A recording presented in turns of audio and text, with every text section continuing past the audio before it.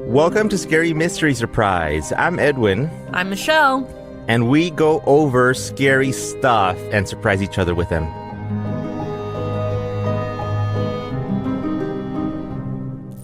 All right, so today we have a very interesting story, Michelle. I think you've heard about it. It's about Bobby Mackey's Music World. I have heard of it. It plays almost every time I have my Discovery Plus thing. Michelle's a huge fan of Ghost Adventures. I wouldn't. Okay. I And wouldn't Zach. say. No. I would say I find Zach's voice very soothing. I don't ever want to meet him. That's don't meet your heroes or whatever. But if I just need to be relaxed, I'll put on an episode of Ghost Adventures. Okay, so this story, we actually covered it on another show called A Dark Memory. So just a heads up, Michelle. So this is, you already know, right? So this is this haunted, right now I think it's a bar. And it's still like operational, isn't it? Right, yeah, I think it is. Imagine this like country vibe, this, I don't know, I always think like creepy saloons. Wilder, Kentucky is home to many things. One of them is Bobby Mackey's Music World, a bar and nightclub that features a mechanical bull. When country singer Robert Randall... what else is it home to? I don't know. What else could be there? Yeah, sorry. I know everybody always says that about that Wilder, Kentucky, but what else is there? There's a mechanical bull. Okay, that's fair. A destination point for sure.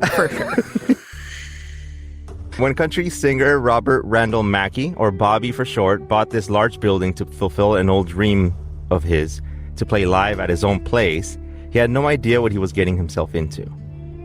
Deep below the building lurked a dark basement with a well that many call the gateway to hell. With all of the dark history that this building contains, it's no surprise that Bobby Mackey's is now one of the most haunted places in America. Located next to a railroad track, the outside of the building looks like every other bar or restaurant you may visit in a small town, with white paint on one side and bricks on the other. I love the architecture detail. I was imagining more of wooden panels and rusted stuff, but again, I just imagine them when they're already old. This won't be shown, but it's basically, it's like a railroad track with just literally the most boring building next to it. I don't know what else could scream haunted. Once you enter, your senses are overtaken by the dimly lit red lights that run over the bar, red lights on the walls, and a red Bobby Mackey sign. After walking around a bit, any chance you had at having a normal night goes out the window when you read the sign that the staff put up that says, "Warning to our patrons, this establishment is purported..." Reported? Purported? Not reported. Purported. I don't know that word. Okay. Purported? I don't know. To be haunted. Yeah. Reported. Yeah. This establishment is reported to be haunted. Management is not responsible and cannot be held liable for any actions of any ghosts, spirits in these premises.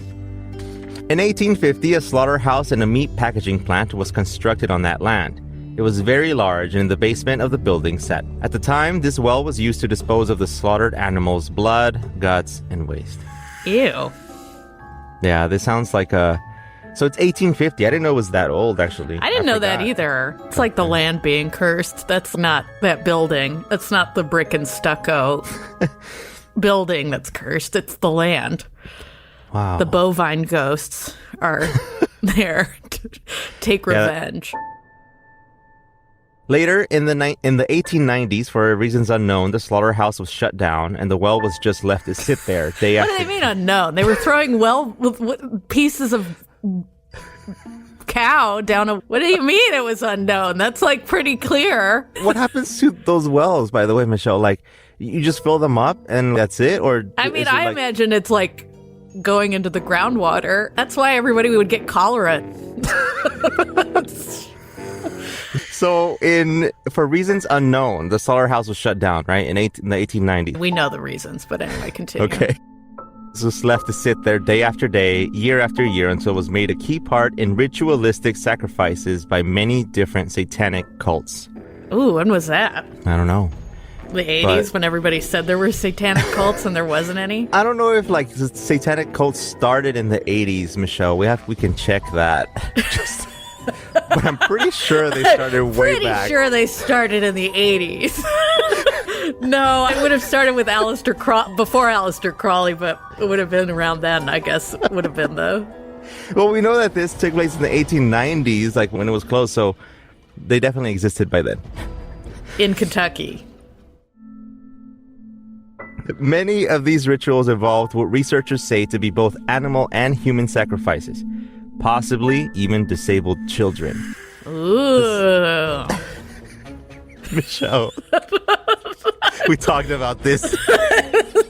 And then here's a story. So we're going into some Satanist stories. This is more of ghost. Yeah, this goes into more ghost stories. This one is about headless Pearl Bryant. I love headless Pearl Bryant. Oh, look, there's a picture of her in two pages. Ooh, yeah. It's nice to see her head. Because she doesn't have one anymore. Pearl Bryant was a young woman who was living in Greencastle, Indiana in 1896.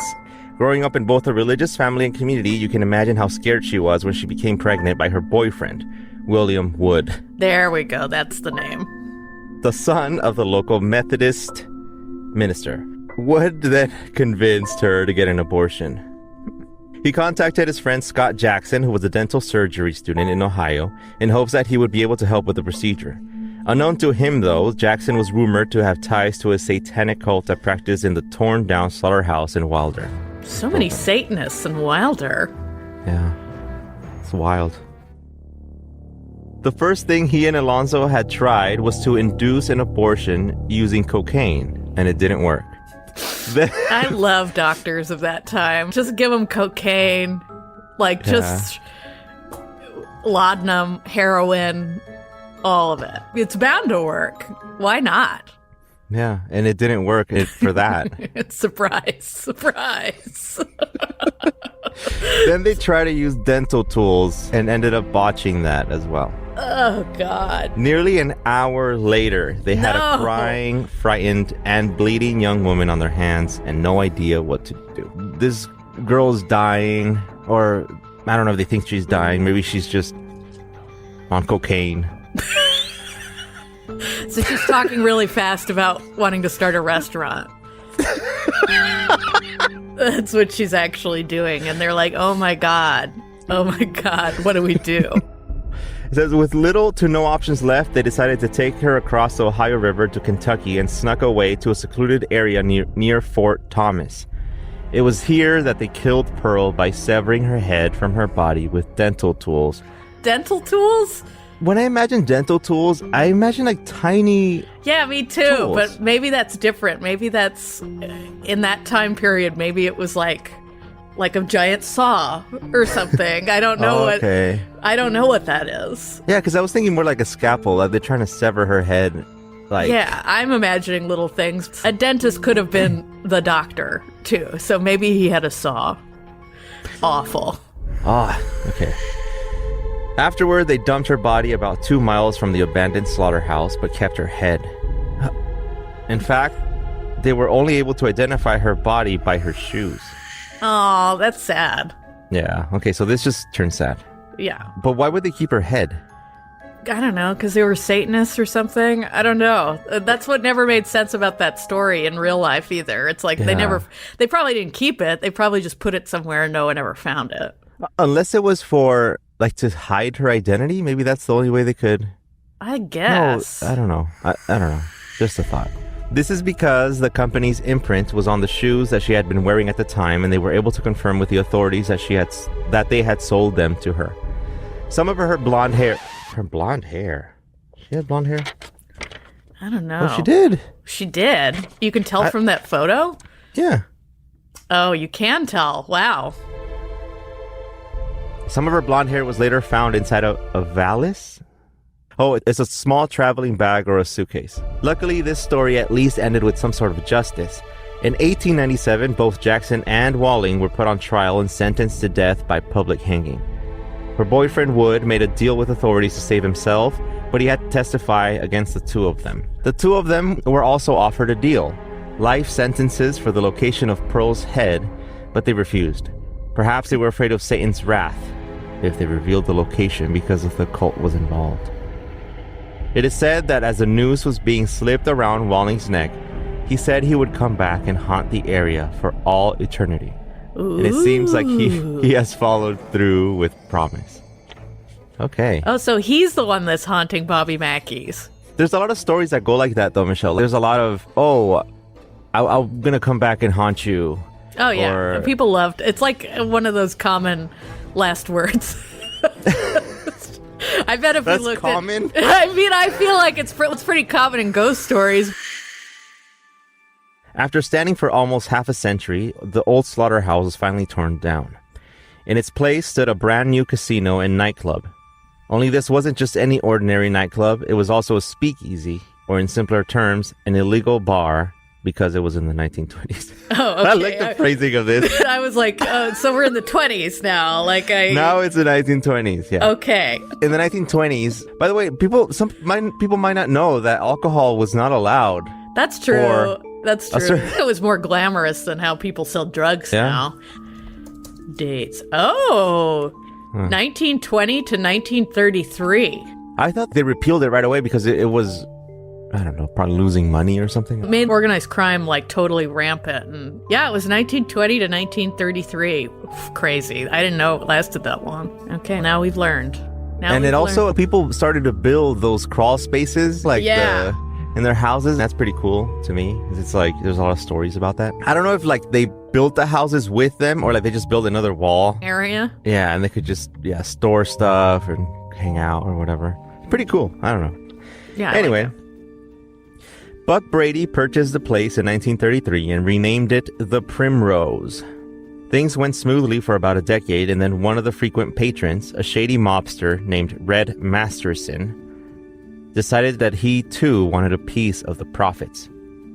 So he did what mobsters did best. He tried to muscle his way into the business. But Buck wasn't having it. Yeah. He refused to sell anything to Red or his men, and soon things escalated. The mobsters began to threaten and harass the bar's customers to the point where he decided to take matters into his own hands, and he drew a gun on Red. With his bad luck, the mobster, of course, ended up surviving, and poor Buck was charged with attempted murder and was forced to sell his bar in 1946. Most people assumed he left town on his own, ashamed to ever come back. But it wasn't until authorities found his body in the building's basement right next to the well that they knew they were wrong. So he tried to kill the mobster. Right. But didn't, and then died. And then was killed. Mysteriously. Right? Mystery. By the way, I'm assuming the Satanists did it. It's not impossible. At this point in this town, we don't know. We don't know what's going on there. Goodness. It says coroners ruled it death by suicide, another body to add to the land's casualties. And this is from actually Travel Channel's Ghost Adventures site, as in like it's listed in the source here. Yeah, they love Bobby Mackey. So that's all for that part for Buck and Red. So it's just another body there. So Buck is a ghost at Bobby Mackey's. And then this other part, and I think this one, Michelle, I'm going to have to, let me look for the link and I'm going to send it to you via this chat because it has a song.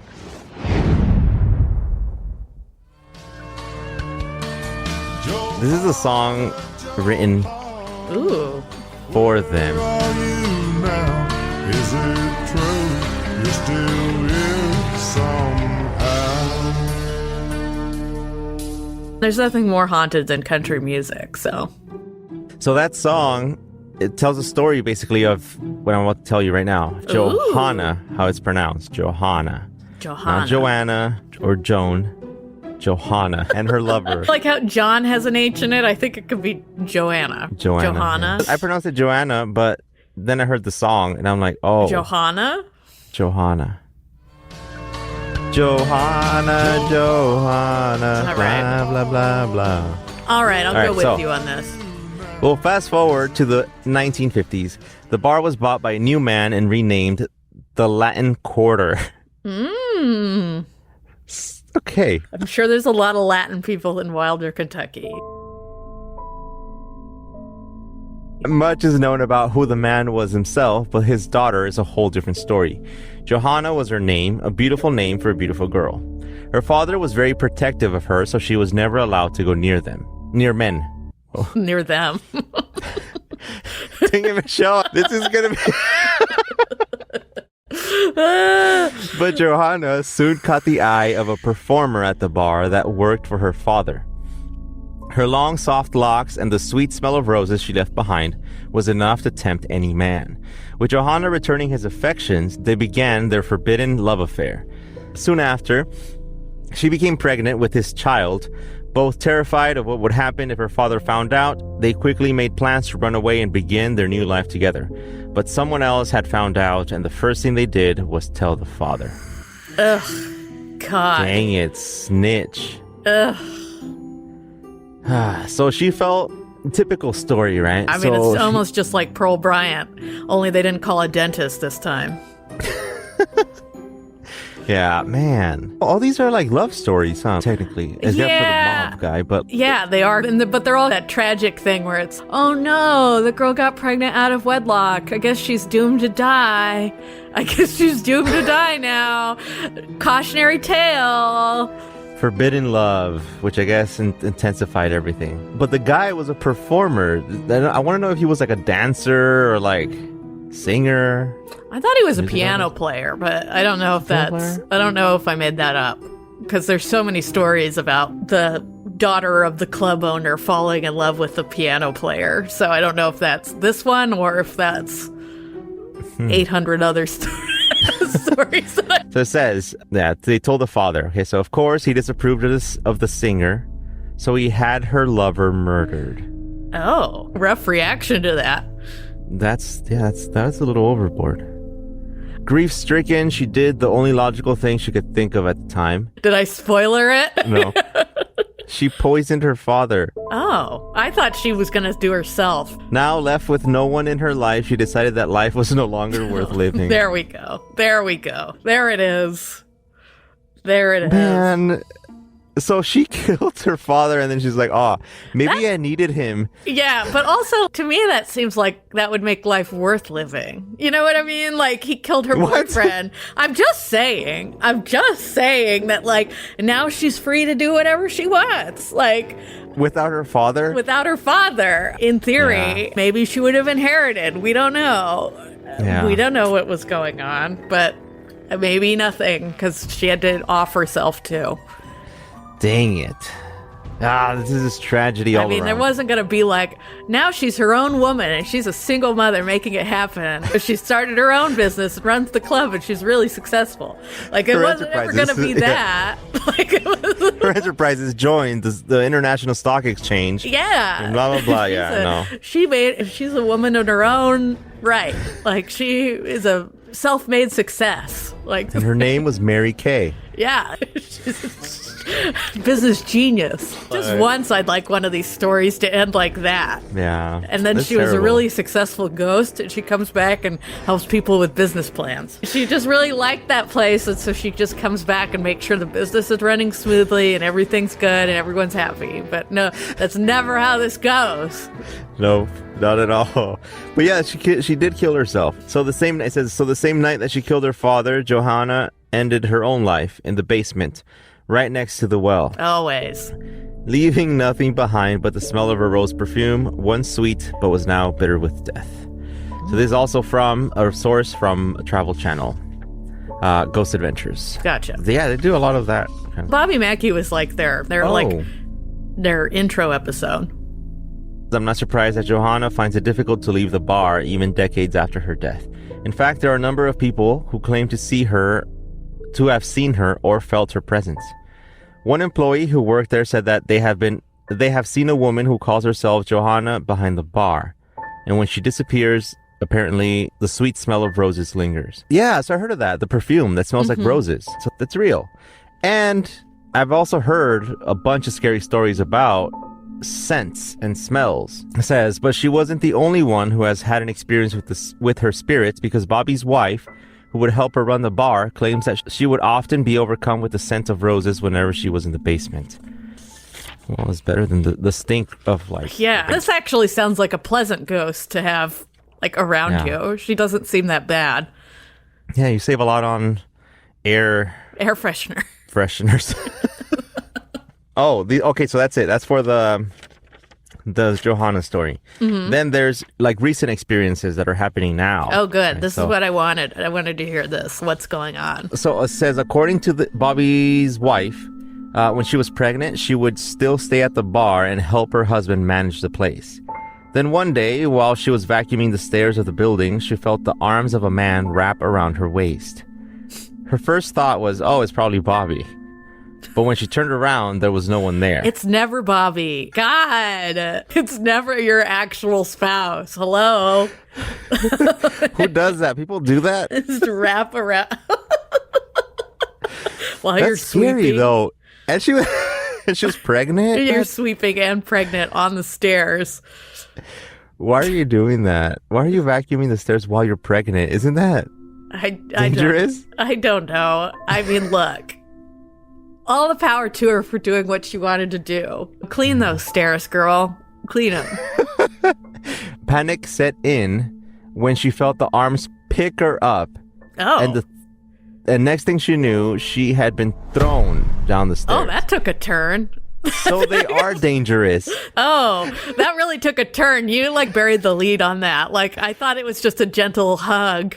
Well, this was written a long time ago, so I don't really remember. But yeah. But like a gentle hug to her being picked up and thrown down the stairs. You still might have been Bobby. We don't know. We don't know. Like, Bobby picked up his wife, threw her down the stairs. And threw her down the stairs. Oh, God. JK. Okay, so yeah. Just kidding. Don't sue us, Bobby Mackey. Yeah, so I'm pretty sure that's when she realized, that can't be Bobby. When asked what happened, she described the spirit as a man who fit the description of Alonzo Walling, one of the students that killed Pearl. Oh. She said he screamed at her, "Get out." She now refuses to step foot in the bar ever again. Makes sense to me. I don't think I'd go back. Also, I just don't want to vacuum stairs. Alonzo was just doing her a favor. Get out. Go on maternity leave. Go. Just take some time off. Yeah, Stop some time vacuuming. off. Put your feet up. Relax. Just relax. So he tried to help her. Yeah, he definitely did. Not everything that happens at the bar is as sinister as what happened to Bobby's wife, with multiple patrons coming forward constantly describing the experiences they had in the bar. One patron claims to have experienced multiple things over a span of time, including feeling a suffocating heat, seeing a trash can fly across the room, and seeing a man with a handlebar mustache yell at him, "Die game." Die game? In the men's restroom, which is Latin for dying well. Dying well. Perhaps slightly more scary is the claim by the former caretaker of the building. According to the man, he was possessed by a demonic spirit when he was living there. And even according to Bobby, he witnessed his exorcism on site by an ordained minister. Other staff have also come forward and shared their experiences with Bobby as well, although he remains a skeptic himself. Bobby's a skeptic. That's weird. He owns a haunted building. He's getting so much money for that place, I'm pretty sure. Oh, absolutely. Now they do ghost tours there. So, like, it's just a bar and a venue and a ghost tour thing. Like, he's good. According to one of his managers, she too has experienced unusual things in the bar. She said that when she normally closes the place for the night, she goes around the property to lock all the doors and turn off all the lights and appliances. But sometimes, when she would return to open again, she would find all of the lights turned on, the doors unlocked, jukebox on, playing the song Anniversary Waltz. Anniversary Waltz. We may always dance the anniversary waltz. Oh, that's a weird song. Yeah, a ghost would put this on. 100%. A skeptic could say that maybe someone else had just arrived before her to open the business, which could be true. But it still doesn't explain how the jukebox could be playing a song it doesn't have. Oh. Or playing at all when it isn't even plugged in. What? Twist Okay. alert! Twist alert! Oh my god! What?